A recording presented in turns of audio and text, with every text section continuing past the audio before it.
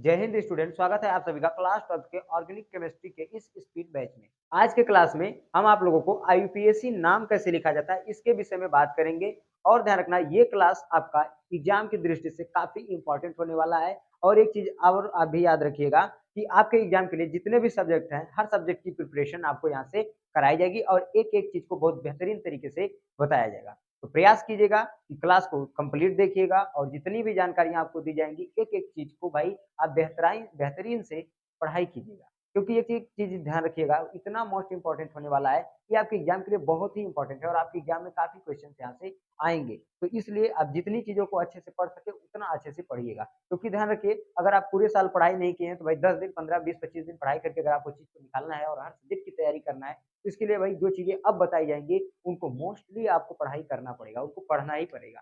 ठीक, तो शुरू करते हैं हम लोग आज के क्लास को। सबसे पहले ध्यान रखना, हम जो ऑर्गेनिक केमिस्ट्री है इसमें सबसे पहले अगर किसी चीज की बात आती है तो वो एक अगुआ की बात आती है और उस अगुआ का नाम है कार्बन। उस अगुआ का नाम क्या है? कार्बन। ठीक, तो सबसे पहले ऑर्गेनिक केमिस्ट्री में जिस चीज का नाम आता है, जिस चीज के विषय में बात की जाती है, उसका नाम क्या है? कार्बन। अब देखो, कार्बन एक अगुआ की भांति है जो हर किसी के साथ क्या कर लेता है? बंध बना लेता है, अपना बॉन्ड बना लेता है और काफी सारे यौगिक का क्या करता है? निर्माण करता है। तो इसलिए एक चीज याद रखिएगा कि जितनी की जितनी आप ऑर्गेनिक केमिस्ट्री पढ़ेंगे, पूरी की पूरी ऑर्गेनिक केमिस्ट्री केवल एक चीज के ऊपर निर्भर है और उसका नाम है ये अगुआ, यानी कार्बन। तो इस अगुआ को हम लोग शुरू करते हैं पढ़ना, इस अगुआ के विषय में। इस अगुआ का जो प्रतीक होता है, इस अगुआ का जो प्रतीक है वो क्या नाम है? सी। तो कार्बन का जो प्रतीक है वो क्या है? सी है। इसके अंदर प्रोटॉनों की संख्या कितनी है? प्रोटॉनों की संख्या, प्रोटॉनों की संख्या है। इसके अंदर न्यूट्रॉनों की संख्या, न्यूट्रॉनों की संख्या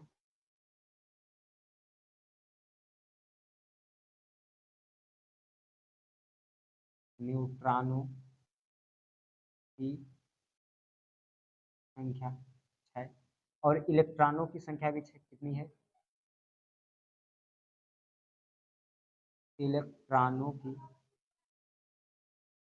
इलेक्ट्रॉनों की संख्या कितनी है? 6। और साथ ही इसका परमाणु भार कितना होता है? परमाणु भार, परमाणु भार बराबर होता है न्यूट्रॉनों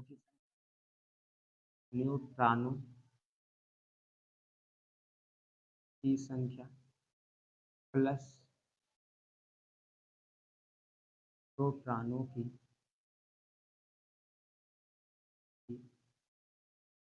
संख्या। न्यूट्रॉनों की संख्या प्लस प्रोटॉनों की संख्या। देखो, प्रोटॉनों की संख्या अर्थात प्रोटॉन, न्यूट्रॉन कितने हमारे पास? न्यूट्रॉन है 6 प्लस प्रोटॉन हमारे पास कितने हैं? 6। जब हमारे पास प्रोटॉन 6 हैं, न्यूट्रॉन 6 हैं, तो ऐड कर देंगे कितना जगह निकल के? 12। अर्थात इसका परमाणु भार कितना है? 12, ये भार।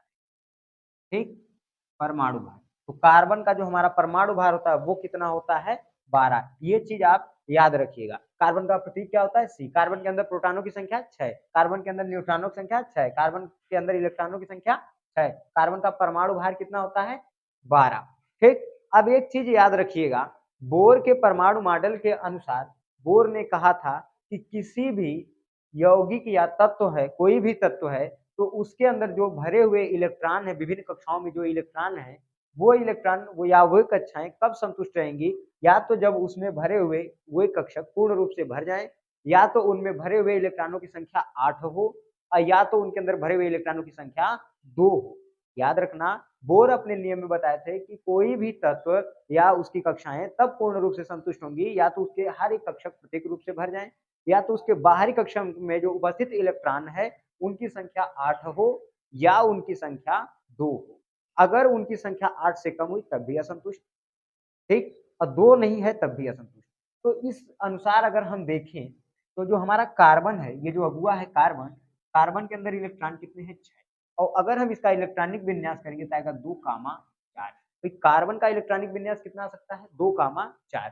तो अब इसका इलेक्ट्रॉनिक विन्यास अगर 2, 4 आएगा तो साधारण सी बात है, सिंपल सी चीज है, हम देखेंगे इसका इलेक्ट्रॉनिक विन्यास आया 2, 4। तो पहले कोष में तो 2 इलेक्ट्रॉन है, लेकिन दूसरे कक्षक में कितने हैं? 4। दूसरे कक्षक में इलेक्ट्रॉनों की संख्या कितनी है भाई? 4। होना कितना चाहिए? 8। समझो ध्यान से, संतुष्ट होने के लिए या तो भाई 2 होना चाहिए था, तो 2 तो है नहीं, है कितना 4, होना कितना चाहिए देखो 8, होना कितना चाहिए 8, इसके पास तो 8 है नहीं। अब देखो इसके पास 2 मार्ग है, या तो इन चारों को निकाल दे, इन चारों को क्या कर दे निकाल दे, भाई अष्टक पूर्ण करना है ना, बाहरी को अच्छा को संतुष्ट करना है, तो भाई बोर के नियम के अनुसार दुइया इलेक्ट्रॉन होना चाहिए बाहरी में, लेकिन 2 नहीं है, कितना है 4, तो अगर 2 करना है तो 4 को निकाल के फेंकना पड़ेगा, 2 करना है तो 4 को निकाल के क्या करना पड़ेगा फेंकना पड़ेगा, तो 4 को निकाल के फेंकेगा, या तो ये इसके पास एक मार्ग और है, ये 4 को फेंक दे, यानी 4 इलेक्ट्रॉनों का क्या कर दे दान करके 4e प्लस बना ले, या तो 4 इलेक्ट्रॉनों को ग्रहण करके 4e क्या कर ले माइनस बना ले। इसके पास यही 2 मार्ग है, इसके पास यही 2 मार्ग है, लेकिन एक चीज समझो कि ये ना तो 4 इलेक्ट्रॉनों को निकाल पाता है और ना ही 4 इलेक्ट्रॉनों को क्या कर पाता है ग्रहण कर पाता है। रीजन समझो, इसका रीजन समझो, बहुत ही मस्त रीजन, जो इसका रीजन है बहुत मस्त रीजन। देखो ये है इसका प्लस पॉइंट, ये इसका पहली कक्षा है और ये इसकी दूसरी कक्षा है। अब देखो इसके प्रत्येक कक्षाओं में इलेक्ट्रॉन भरे हुए हैं, यहाँ पर, यहाँ पर, यहाँ पर और यहाँ पर, इसमें भी 2 इलेक्ट्रॉन है, तो इसमें 2 इलेक्ट्रॉन है, ये कक्षा पूर्ण रूप से संतुष्ट है क्योंकि ये आंतरिक कक्षा है, इसकी ये बाहरी कक्षा है, इसकी बाहरी कक्षा में इलेक्ट्रॉनों की संख्या 4 है, होना कितना चाहिए था 8, लेकिन है कितना 4। अब इसके पास यही मार्ग है कि या तो इन चारों को निकाल दे, 2 ठो बचेंगे संतुष्ट रहेगा, या तो 4 ठो कहीं से ला दे तब भी भाई संतुष्ट रहेगा, लेकिन ये दोनों कंडीशन नहीं संभव होंगी। देखो रीजन क्या है, अगर हम कहीं से इसको ला के एनर्जी दे, गर्म करें, ऊर्जा दें, गर्म करेंगे, जैसे ले ले झोंका झोंक गर्मी, ले झोंका झोंक गर्मी इसको देंगे, तो इस गर्म हो करके क्या करेगा, इसका नाभिक खंडित होगा, इसका नाभिक खंडित होगा तो यहाँ से इलेक्ट्रॉन क्या होने लगेंगे मूव करने लगेंगे, निकलेंगे बाहर। हम खूब घूमच के एनर्जी देंगे, झोंका झोंक, जैसे कोल्हारे में देखिए झोंका जाता है ना गुड़ पकाने के लिए, वैसे झोंका झोंक एनर्जी देंगे, तो मान के चलो 1 इलेक्ट्रॉन को क्या करेगा निकलेगा। रीजन क्या है काहे निकल जाएगा, क्यों, क्योंकि इसके अंदर 6 इलेक्ट्रॉन 6 प्रोटॉन, अर्थात 1 इलेक्ट्रॉन को 1 प्रोटॉन ने पकड़ के रखा है, इसलिए हमें निकालने में ज्यादा मेहनत नहीं खर्च करनी पड़ेगी, लेकिन ठीक है निकाल देंगे। लेकिन अब क्या होगा, 1 इलेक्ट्रॉन तो इसका निकल चुका है, अब हम क्या करेंगे, अब फिर से झोंका झोंक गर्मी देंगे इसको, और ज्यादा एनर्जी देंगे, और ज्यादा ऊर्जा देने के कारण इसमें क्या होगा 1 इलेक्ट्रॉन हम और इसका निकल गया। अब आप देखेंगे, अब आप देखेंगे तो 4 इलेक्ट्रॉनों को 6 प्रोटॉनों ने पकड़ के रखा है, अर्थात पकड़ने की क्षमता काफी मजबूत है, लेकिन फिर भी हम और ज्यादा ऊर्जा देंगे, और ज्यादा ऊर्जा देंगे, और ज्यादा ऊर्जा दे करके हम यहाँ से 1 इलेक्ट्रॉन और निकाल सकते हैं, 1 इलेक्ट्रॉन और निकाल सकते हैं। लेकिन अब आप देखेंगे तो 3 इलेक्ट्रॉन और 6 प्रोटॉन, अर्थात 1 इलेक्ट्रॉन को 2 प्रोटॉनों ने पकड़ के रखा है कि इनको अब कहीं जाने नहीं देंगे, कोई हिला तो गिरा के मारेंगे, तो इसलिए इसको जाने नहीं देगा कहीं। तो जब ये इसको कहीं जाने ही नहीं देगा, भाई जब इसको कहीं नहीं जाने देगा तो जाएगा कहाँ, पकड़ के रखे, ये तो इलेक्ट्रॉन को 2 प्रोटॉन पकड़ के रखे, मतलब अब ये हिल नहीं पाएगा, तो जब ये हिल ही नहीं पाएगा भाई, तो अब जाएगा कहाँ से, निकलेगा कैसे, तो अर्थात हम जितनी भी एनर्जी दिए, जितनी भी मेहनत किए, सब बेकार गई, क्योंकि हम लास्ट वाले इलेक्ट्रॉन को निकाल नहीं पाए। अर्थात एक चीज समझिए कि किसी इसके अंदर से जो ये 4 इलेक्ट्रॉन है, इन 4 इलेक्ट्रॉनों को निकालने के लिए इतना एनर्जी देना पड़ेगा, इतना एनर्जी देना पड़ेगा कि उतना एनर्जी देना हमारे बस की बात नहीं है, अर्थात संभव ही नहीं है कि हम उतनी एनर्जी दे पाए। तो जब हम उतनी एनर्जी ही नहीं दे पाएंगे तो ये 4 इलेक्ट्रॉनों का दान नहीं करेगा, अर्थात ये 4 इलेक्ट्रॉनों का दान नहीं करेगा, दान नहीं करेगा, नहीं करेगा। जब ये 4 इलेक्ट्रॉनों का भाई दान नहीं करेगा तो भाई ये कहाँ से जो है मतलब 4e+ बनाएगा, नहीं कर सकता, तो ये वाला मार्ग तो भूलिए जाइए। अब बचा ये वाला मार्ग, ग्रहण करने की बात, ग्रहण करने की बात। अब देखो भाई ग्रहण करने की बात है तो ग्रहण कब करेगा या नहीं करेगा, क्यों, इस रीजन के ऊपर हम लोग बात करते हैं। अब ग्रहण करने की बात आई तो शुरू करते हैं ग्रहण करने के लिए, ठीक। अब देखो ग्रहण करने के लिए जब हम इन चीजों को शुरू करेंगे, ठीक है, तो अब बात आती है कि 4 इलेक्ट्रॉनों को ग्रहण करेगा, तो 4 इलेक्ट्रॉनों के ग्रहण करने की बात आती है, तो 4 इलेक्ट्रॉन कब ग्रहण करेंगे, ठीक है, हमारा इसके ऊपर रीजन है। तो 4 इलेक्ट्रॉन ग्रहण करने की बात यह है कि 4 इलेक्ट्रॉन इसको हम दे दें और ये पूर्ण तरीके से इलेक्ट्रॉनों को अपने ग्रहण करके रख ले। लेकिन समस्या ये है कि इलेक्ट्रॉन को केमिस्ट्री का ध्यान रखना, इलेक्ट्रॉन जो है इसको केमिस्ट्री का आवारा कण कहा जाता है, क्योंकि ये बहुत खराब कण होता है, ये इधर उधर लफुआ मतीन घूमता रहता है, इसलिए इसको क्या कहते हैं, आवारा। आप भी देखेंगे जो लड़के इधर उधर घूमते रहते हैं, बाहर बाल बढ़ा के झमकौआ मतीन रहते हैं, उनको लोग कहते हैं ये आवारा है। तो इलेक्ट्रॉन को क्या कहते हैं, केमिस्ट्री का आवारा कण कहते हैं। तो इसलिए अगर इसको खुदा न खास्ता 4 इलेक्ट्रॉन और दे दिया गया तो दिक्कत ये होगी कि 6 प्रोटॉन वाला नाभिक 10 इलेक्ट्रॉनों को संभाल ही नहीं पाएगा, क्योंकि इसको पकड़ेगा तो वो भागेगा, उसको पकड़ेगा तो वो भागेगा, मतलब ये रुकबे नहीं करेगा। तो इसके लिए ये भी संभव नहीं है ये 4 इलेक्ट्रॉनों को रोक के रख पाए, मतलब 6 प्रोटॉन वाला नाभिक 10 इलेक्ट्रॉनों को संभाल नहीं पाएगा, 6 प्रोटॉन वाला नाभिक 10 इलेक्ट्रॉनों को संभाल नहीं पाएगा, और ध्यान देना इस वजह से ये 4 इलेक्ट्रॉनों का ग्रहण नहीं करेगा। अब समस्या ये आती है कि जब ये ना तो इलेक्ट्रॉनों का दान करेगा ना ग्रहण करेगा, तब ये अपने बाहरी कोश को संतुष्ट कैसे करेगा। तो ये अपने बाहरी कक्षा को संतुष्ट करने के लिए, अपने इलेक्ट्रॉनों को बैलेंस करने के लिए ये एक आबंध बनाता है, उसका नाम है सहसंयोजी आबंध। क्या नाम है, सहसंयोजी, सहसंयोजी आबंध, सहसंयोजी आबंध। ठीक, ये अपने बाहरी कक्षा को संतुष्ट करने के लिए एक आबंध बनाता है जिसका नाम क्या है, सहसंयोजी आबंध। ठीक, ध्यान से समझिएगा, सहसंयोजी आबंध क्या होता है, इलेक्ट्रॉनों की साझेदारी से बनने वाले आबंध को क्या कहते हैं, सहसंयोजी आबंध। मतलब समझ जाओ, सहसंयोजी का मतलब ही एक चीज है कि साझेदारी करना। मतलब मान के चलो कि एक आप हो, एक आपका मित्र है, एक आप हो, एक आपका मित्र है। अब आपके पास क्या है, पाइप है, उसके पास पंपिंग सेट है, आपके पास पाइप है, उसके पास पंपिंग सेट है। जब उसको खेत भरना होता तो आपके घर आता है पाइप मांगने के लिए बार बार, अब आपको खेत भरना होता तो आप उसके यहाँ जाते हो बार बार पंपिंग सेट मांगने के लिए। दोनों लोग आपस में एक समझौता किए कि तुम्हारे घर मतलब मांगे आइला बड़ा बुरा लगेला, और तू वो कहेगा कि हमहू आइला तो हमहू यार बहुत बुरा लगेला। दोनों लोग आपस में समझौता किए ना कि यही रख लेवल जाए, जब तुम्हारी जरूरत पड़ी तू ले जाके भर लिया, जब हमारी जरूरत पड़ी हम यूज कर लेवे, मतलब जिसकी आवश्यकता वो यूज कर ले, एक जगह रख दिया जाए। ये एकदम सटीक बात है। बस वही चीज कार्बन कर लेता है अपने इलेक्ट्रॉनों के साथ, वो कर लेता है अलग अलग तत्वों के साथ समझौता, और अपने इलेक्ट्रॉन को उसके इलेक्ट्रॉन के साथ जोड़ करके रख देता है कि तुमको आवश्यकता पड़ेगी तो तुम यूज कर लेना, हमको आवश्यकता पड़ेगी तो हम यूज कर लेंगे। और इस टेक्निक के द्वारा वो अपने अष्टक को पूर्ण कर लेता है। जब इस टेक्निक के द्वारा अपने अष्टक को पूर्ण किया तो वैज्ञानिकों ने देखा कि ये तो साझेदारी कर रहा है, इसलिए इसके भी नाम को कुछ न कुछ दिया जाएगा, तो उसको नाम दिया गया सहसंयोजी आबंध। समझ में आ गया, कोई दिक्कत तो नहीं होनी चाहिए। सहसंयोजी आबंध क्या होता है, इलेक्ट्रॉनों की साझेदारी से बनने वाले आबंध को सहसंयोजी आबंध कहा गया। कोई दिक्कत नहीं है ना, यहां तक स्क्रीनशॉट ले लीजिए, फिर चीजों को हम समझ। अब देखो हमें बात करनी है किस चीज की, सहसंयोजी,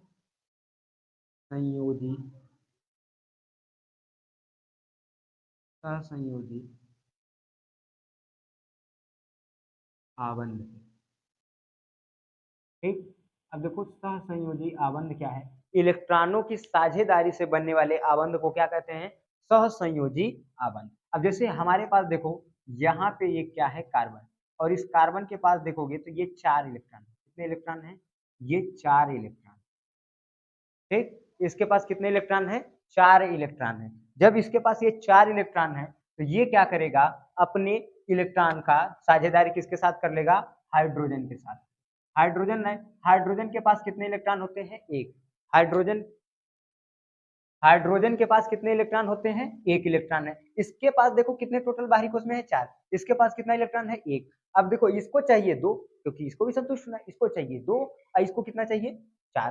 तो ये क्या करेगा, कहेगा तो हम मर्दवा संतुष्ट हो अवतान मर्दवा मिल के बना लो जाती। ये क्या करेगा भाई, ये रिश्ता खोज रहे थे अपनी लड़की का, ये खोज रहा था अपने लड़का का, और दोनों ही क्या कर दिए, एक साथ मिल करके यहाँ पे बना लिए अपना। अब अगर आप देखेंगे ध्यान से, ये कहानी हो गई इनकी पूर्ण।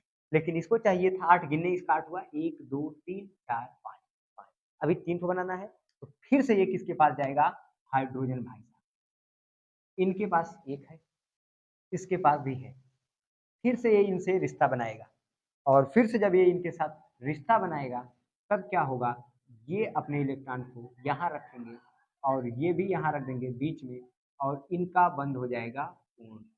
ठीक, अब देखो ये तो कंप्लीट हो गया, लेकिन क्या ये कंप्लीट हुआ है, कार्बन कंप्लीट हुआ, गिनेंगे 1 2 3 4 5 6, अभी 2 तो बचा है ना। अब ये काम करेगा कार्बन, फिर से हाइड्रोजन के साथ क्या करेगा, अपना बंध बनाएगा। हाइड्रोजन के पास एक इलेक्ट्रॉन है, हाइड्रोजन के साथ बनाएगा।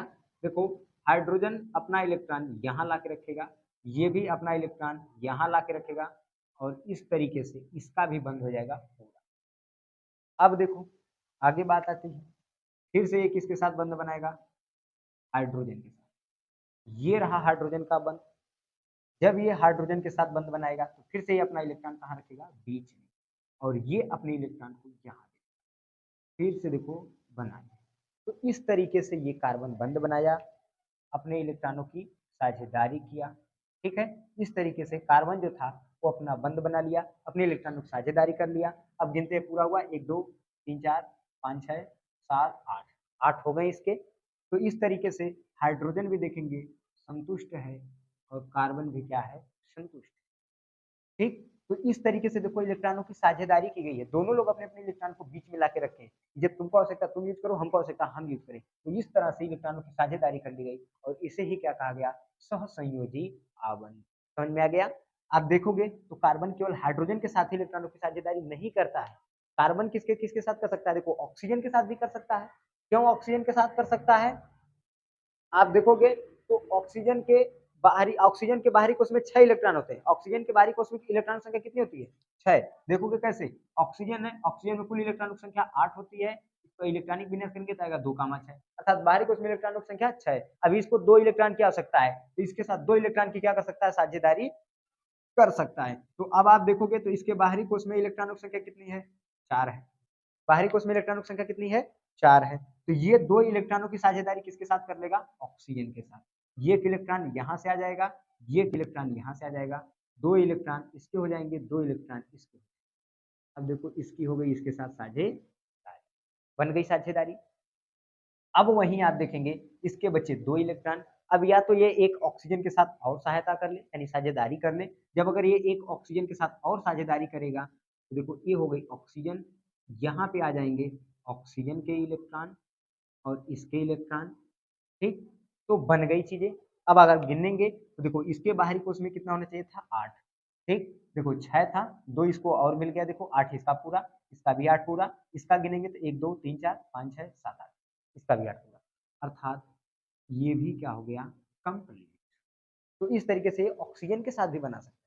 आप देखेंगे तो ये नाइट्रोजन के साथ भी बना सकता है, क्योंकि नाइट्रोजन के बाहरी कोश में कितने इलेक्ट्रॉन होते हैं, 3 इलेक्ट्रॉन। नाइट्रोजन के बाहरी कोश में 3 इलेक्ट्रॉन होते हैं। अगर आप देखेंगे नाइट्रोजन के बाहरी कोश में कितने इलेक्ट्रॉन, 3। ये है हमारा कार्बन, कितने इलेक्ट्रॉन होते हैं, ये है हमारा कार्बन, इसके बाहरी कोश में है 3 इलेक्ट्रॉन। अब क्या करेगा, ये जो हमारा कार्बन है वो क्या करेगा, 3 इलेक्ट्रॉन इसके साथ साझेदारी कर लेगा। कार्बन के ये आ जाएंगे 3 इलेक्ट्रॉन और नाइट्रोजन के भी हो जाएंगे 3 इलेक्ट्रॉन। तो नाइट्रोजन इस तरीके से क्या कर लिया, साझेदारी। नाइट्रोजन इस तरीके से क्या कर लिया, साझेदारी। नाइट्रोजन का तो अष्टक पूर्ण हो गया, लेकिन कार्बन को 1 2 3 4 5 6 7 है, अभी 1 इलेक्ट्रॉन की आवश्यकता है। वो 1 इलेक्ट्रॉन किसके साथ साझेदारी कर लेगा, हाइड्रोजन के साथ, और हाइड्रोजन के साथ साझेदारी करके उस 1 इलेक्ट्रॉन की कमी को भी क्या कर लेगा, पूर्ण कर लेगा। इस तरीके से आप देखेंगे तो इसका भी अष्टक पूर्ण हो गया। देखो इसका भी अष्टक पूर्ण, इसका भी अष्टक पूर्ण। अब अगर आप देखेंगे कि इसके के अंदर बंध कितने बने हैं, तो अब आप समझ सकते हैं कि इलेक्ट्रॉनों की साझेदारी यहाँ भी हुई है, यहाँ भी हुई है, यहाँ भी हुई। तो जहां जहां इलेक्ट्रॉनों की साझेदारी होगी वहां वहां पता चलेगा कि ये सहसंयोजी आबंध है। अब एक चीज समझो, इस सहसंयोजी आबंध में कितने टाइप के बंध आते हैं, 3 टाइप के बंध आएंगे। एक का नाम होता है एकल आबंध, पहला है एकल आबंध, दूसरा है द्विआबंध, द्विआबंध, और तीसरा है त्रिआबंध, त्रिआबंध। ठीक ना, एकल आबंध, द्विआबंध, त्रिआबंध। जब ध्यान देना 2 इलेक्ट्रॉनों की साझेदारी से बनेगा बंध, जहां पर 2 इलेक्ट्रॉनों की साझेदारी से कोई बंध बनेगा उसे कहेंगे एकल आबंध। यहाँ देखो 1 2 इलेक्ट्रॉनों की साझेदारी हुई है, 1 2 2 इलेक्ट्रॉनों की साझेदारी हुई है, 1 2 2 इलेक्ट्रॉनों की साझेदारी हुई है, 1 2 2 इलेक्ट्रॉनों की साझेदारी, यानी यहाँ भी एकल बंध, यहाँ भी एकल बंध, यहाँ भी एकल बंध, यहाँ भी एकल बंध, यानी एक आबंध है। और एकल आबंध को हम लोग दिखाते हैं ऐसे, एक पाही से एकल आबंध को दिखाएंगे। अब देखो आता है द्विआबंध। द्विआबंध क्या होता है? 4 इलेक्ट्रॉनों की साझेदारी से जो बंध बनेगा उसे कहते हैं द्विआबंध। देखोगे 1 2 3 4, 4 इलेक्ट्रॉन की साझेदारी यानी द्विआबंध है। 1 2 3 4, 4 इलेक्ट्रॉनों की साझेदारी हुई है, यहाँ भी कौन सा आबंध है? द्विआबंध है। और द्विआबंध को कैसे दिखाएंगे? ऐसे, ठीक, यानी दो पाही से किसको दिखाएंगे? द्विआबंध को दिखाएंगे। अब देखो त्रिआबंध किसे कहेंगे? 3 इलेक्ट्रॉनों की साझेदारी से, यानी सॉरी 6 इलेक्ट्रॉनों की साझेदारी से बनने वाले आबंध को कहेंगे त्रिआबंध। यहाँ पे देखेंगे तो 1 2 3 4 5 6, 6 इलेक्ट्रॉनों की साझेदारी हुई है, अर्थात कितने आबंध है? त्रिआबंध। त्रिआबंध को ऐसे 3 पाए, ठीक, कोई दिक्कत नहीं है। अब अगर कोई भी बंध ऐसे बीच से तोड़ेंगे तो उसमें से 2 इलेक्ट्रॉन निकलेंगे, ठीक है। तो इस तरीके से आपको पता चल सकता है। प्रयास किए, जहां तक आशा किए, एक एक चीज आपको समझाने का प्रयास किए। आशा करते हैं कि यहाँ तकले में तो आपको कोई भी डाउट नहीं रहा होगा। बाकी जो बची हुई चीजें हैं, कल के क्लास में हम आपको कार्बन का चेन बनाना सिखाएंगे, तो प्रयास कीजिएगा, बेहतर मेहनत कीजिएगा और अच्छे से समझने का प्रयास कीजिएगा। अगर आप जुड़े रहें लास्ट तक तो एक एक चीज आपको बेहतरीन मक्खन होगी। और पूरा ध्यान रखिएगा, एक एक क्लास आपको जो ऑफलाइन की क्लास है, जो क्लास में बैठ के टीचर समझाते हैं, उससे भी बेहतर आपको समझाने का प्रयास किया जाएगा। कैसा लगा क्लास आपको, इस विषय पर आप कमेंट करके जरूर बताइएगा, ताकि हमें भी कुछ मोटिवेशन मिले और आगे की क्लास को कंटिन्यू हम लाते हैं। ठीक, तो मिलेंगे नेक्स्ट वीडियो में, तब तक के लिए जय हिंद।